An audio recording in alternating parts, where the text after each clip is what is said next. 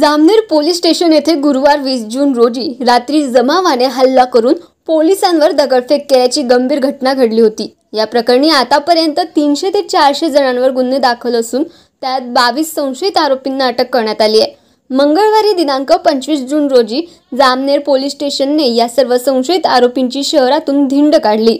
त्यानंतर त्यांना न्यायालयात हजर करण्यात आले।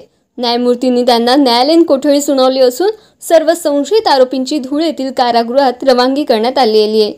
दरम्यान या गुन्ह्याचा तपास एलसीबी पोलीस निरीक्षक बबन आव्हाड यांच्याकडून आता जामनेरचे पोलीस निरीक्षक किरण शिंदे यांच्याकडे देण्यात आली आहे।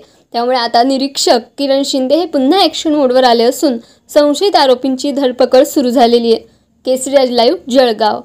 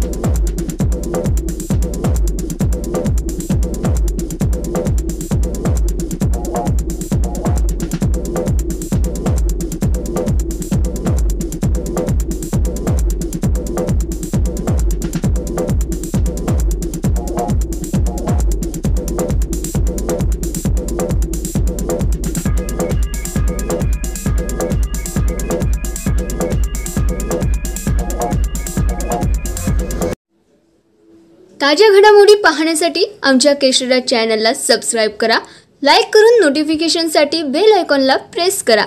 तसेच चॅनलवरील बातम्या आवडल्यास शेअर करायला विसरू नका।